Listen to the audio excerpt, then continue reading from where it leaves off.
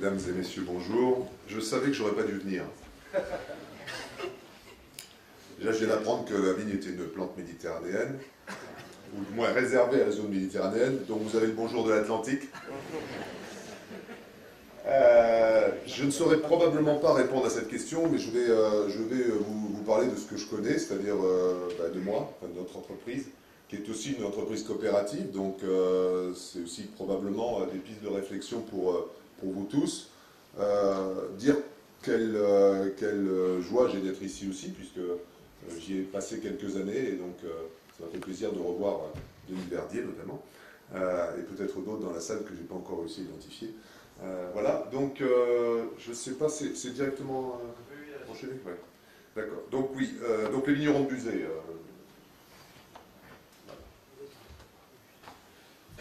Ah mais il y a même le retour, c'est parfait. Extraordinairement bien organisé. Oui, alors juste aussi vous dire que, évidemment, je suis qu'un produit de remplacement. Je m'explique. Ce n'était pas moi qui était prévu aujourd'hui. Donc, et je ne sais toujours pas pourquoi je suis légitime, hein, je reste sur ce fil-là, puisque en fait là on est en top 14, on est chez les gros producteurs de rosé, les importants producteurs de rosé, et vous avez eu un très bel exposé sur la Provence, qui est de loin très inspirateur pour nous tous, pour cette famille de produits. Alors je vais vous faire une présentation sur ce qui serait plutôt le leader de la Pro D2, pour faire une parabole rugbystique. Voilà. Et vous verrez qu'on est réellement leader de la Pro D2. Alors j'ai été assez vexé parce que dans les statistiques de la Provence, nous sommes fondus dans l'histogramme avec les vins du Sud-Ouest. Mon cher François, et devant cette assemblée réunie, je dois te le dire, et je te le démontrerai à la fin de cet exposé, car à la fin de l'envoi je touche, puisque nous sommes près de Bergerac. Elle est pas mal, je ne l'ai pas faite exprès, mais j'en suis assez content. Je te démontrerai au travers des panels IRI que nous sommes aujourd'hui les premiers rosés du Sud-Ouest, hors Bordeaux, dans notre modeste appellation de Buzet. Voilà. Donc ça méritera une petite place sur ton histogramme lors du prochain exposé. Merci. Bien, donc Buzet, vigneron de Buzet, puisque ce qui m'intéresse, c'est la structure coopérative que je dirige depuis maintenant presque 10 ans. Ça fera 10 ans au mois de juin d'ailleurs, très précisément. Donc c'est une coopérative qui a une particularité, puisque nous avons 94% de l'appellation. Donc certes c'est une petite appellation, mais nous avons une situation monopolistique qui fait que 1870 hectares des presque 2000 sont collectés au sein de notre entreprise. Donc c'est 92 salariés. Autre particularité, comme vous le voyez, nous sommes situés exactement entre Bordeaux et Toulouse. Donc là encore, un espèce d'îlot d'irréductible gaulois qui n'a pas réussi à s'entendre, mais je n'en suis pas mécontent au demeurant, ni avec les interprofessions bordelaises, ni avec les interprofessions du Sud-Ouest. Donc théoriquement, on est dans le Sud-Ouest, donc avec un tropisme normalement toulousain, vous savez, c'est votre nouvelle capitale de région. Je ne l'avais pas prévu non plus, mais ça me vient spontanément. Qui est situé à 1 heure de route de chez nous, et de l'autre côté Bordeaux, et Bordeaux, je l'ai expliqué tout à l'heure, voilà, c'est un grand arbre, et un bon principe d'agronomie, il ne pousse rien de beau à l'ombre des grands arbres, donc j'ai veillé à ne pas trop m'en rapprocher.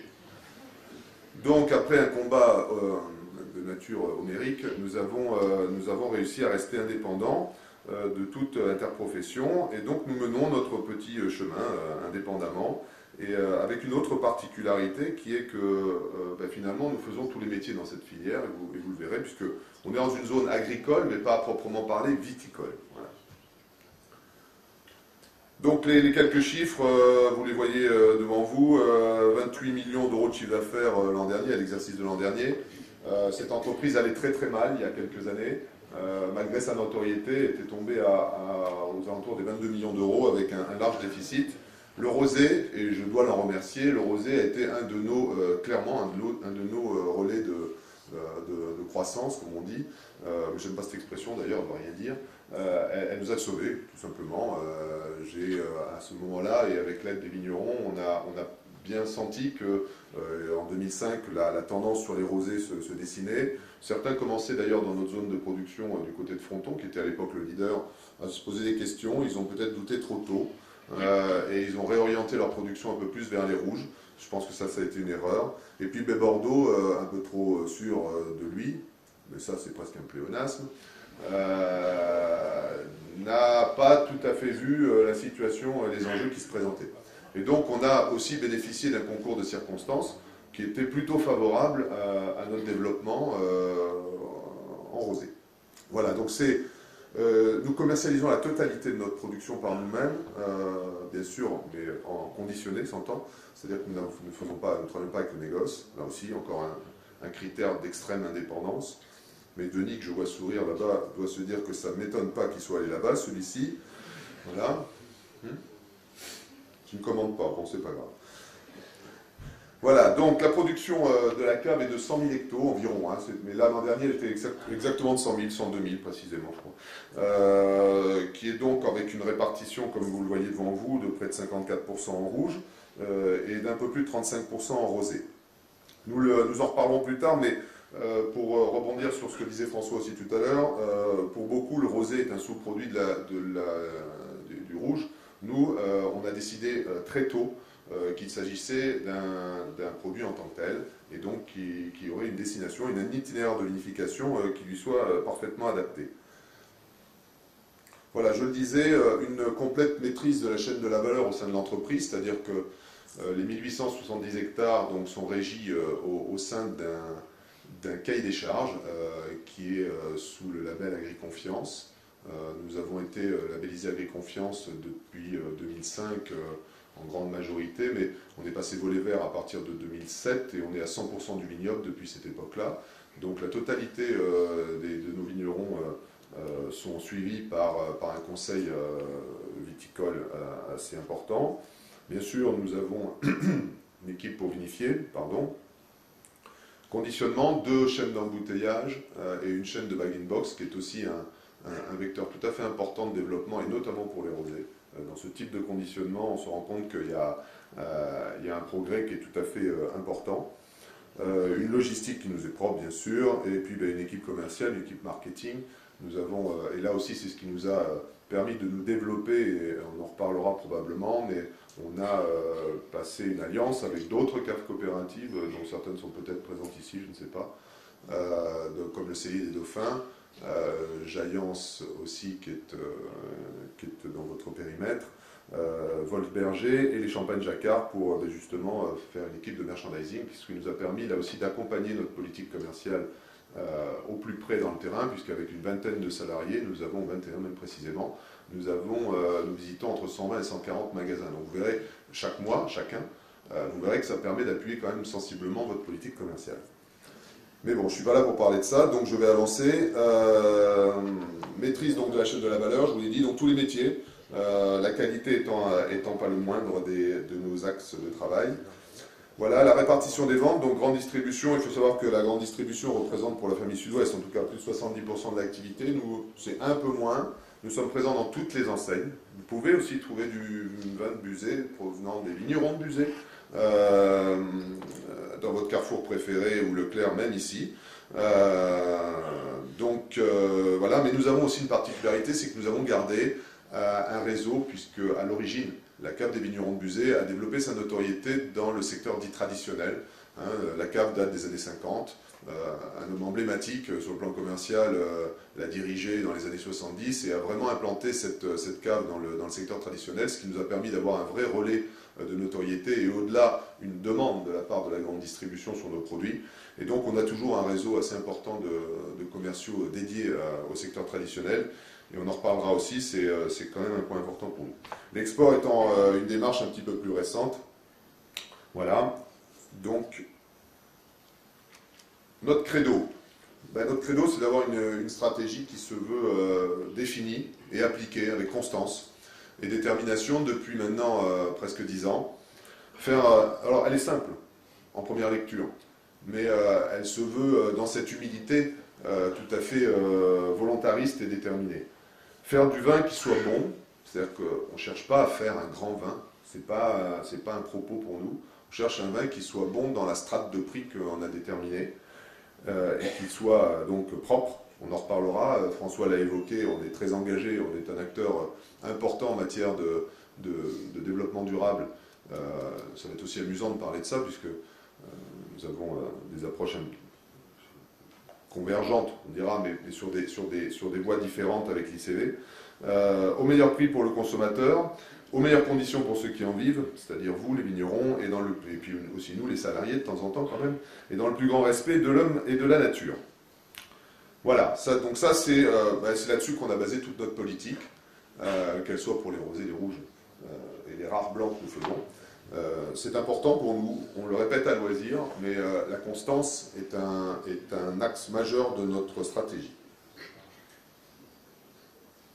Voilà, donc une stratégie qui est basée aussi sur les fondamentaux, donc je l'ai dit, du développement durable. Donc en fait à l'époque, quand je suis arrivé en 2005, je cherchais quelque chose pour finalement structurer l'entreprise, et assez naturellement, même si c'était encore à bas bruit à l'époque, assez naturellement les logiques de développement durable me sont apparues comme importantes pour structurer, pour mettre un squelette finalement à notre démarche.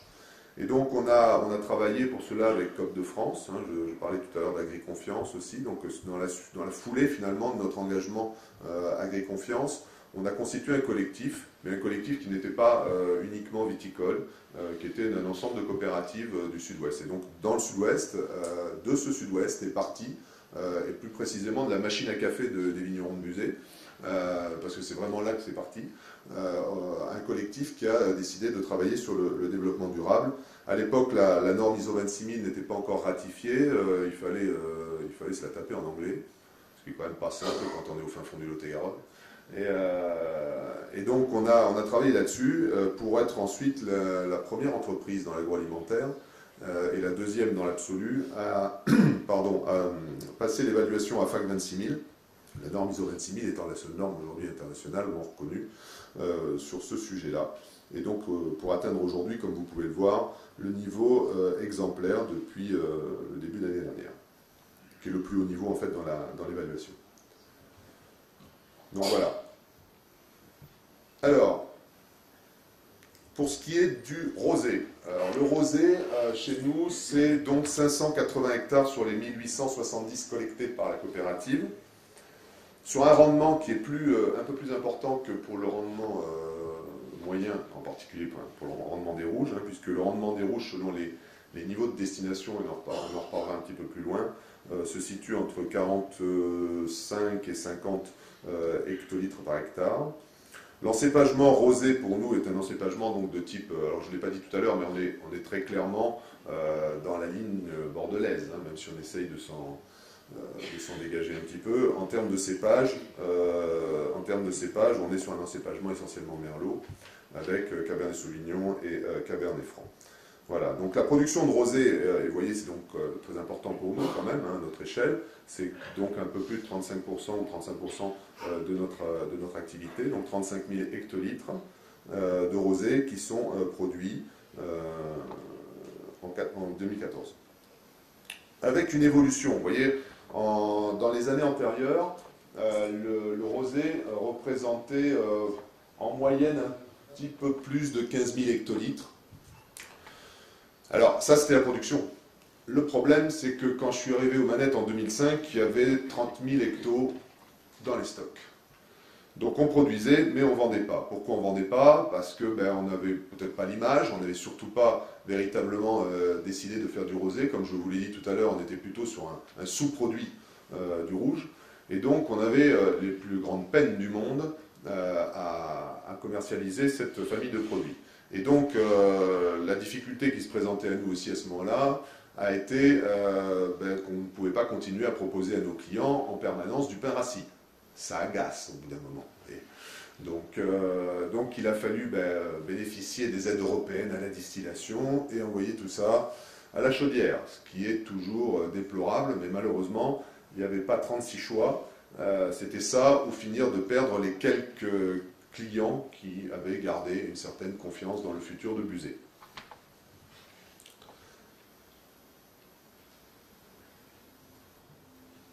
Alors, pour ceux qui connaissent peut-être notre société, on avait une réputation assez ancienne d'avoir établi une sélection qui permettait la rémunération des producteurs selon les niveaux de qualité. Bien évidemment, au fil du temps, cette sélection était devenue extrêmement complexe, bien sûr systématiquement discutée, sinon nous ne serions pas en France, et en particulier en Gascogne. Et donc là, moi, j'ai commencé à la simplifier un petit peu en ne gardant plus que 3 niveaux de rémunération, mais ce n'était toujours pas satisfaisant pour les gens parce qu'on restait dans une logique, comment vous dire ça, vraiment de sélection, c'est-à-dire que c'est un peu la logique du bon élève. Mieux vous travaillez et plus vous pouvez espérer être bien rémunéré. Et ça a un côté un petit peu pervers en fait en matière de relations avec les vignerons. Et donc, d'un autre côté pour nous, la progression que nous avions de nos volumes de vente en rosé faisait que les tickets, finalement les moins rémunérés, les tickets bronze, vous avez compris cette subtilité dans notre sélection, bronze, argent, rosé, c'est très clair. Les bronzes étaient les moins payés, les ors, elles étaient les plus payées. Voilà. Et donc on s'est retrouvé, du fait de la progression de nos volumes de vente, avec un problème, c'est que nos coûts de revient commençaient à être un petit peu atteints par le fait qu'il nous fallait prendre dans les catégories au-dessus pour pouvoir satisfaire aux attentes de nos consommateurs. Alors, ces sélections, elles étaient aussi liées à des niveaux de rendement. Donc des fois, on demandait à des gens de faire un travail plutôt important pour faire des rouges, éventuellement pour faire des rouges à espoir d'être de garde, et puis finalement ça finissait dans une cuve de rosé. Donc il faisait un petit rendement, et un petit rendement, c'était pas forcément intéressant sur le plan qualitatif, mais c'était surtout pas intéressant sur le plan économique. Et donc on a, et là je crois que c'est un des points importants, je ne sais pas les uns et les autres comment vous procédez par rapport à ça, mais philosophiquement, moi il m'est paru important en tout cas de changer cette approche et de ne plus être dans une logique de sélection, mais dans une logique d'orientation produit. Et ça c'est vraiment un phénomène, c'est vraiment un axe important de notre réflexion organisationnelle. Et donc on a plus déterminé les destinations des parcelles des uns et des autres. Nos 1870 hectares sont découpés en 4200 unités de besoin.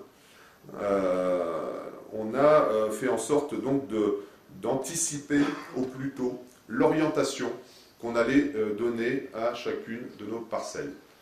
Et donc aujourd'hui, vous le voyez, on a donc une orientation rosée, donc ça veut dire que le vigneron sait très tôt qu'un certain nombre de ses parcelles, peut-être parfois la totalité, mais c'est rare, va avoir une destination obligatoire vers le rosé, ou vers des rouges fruités, ou vers des rouges structurés.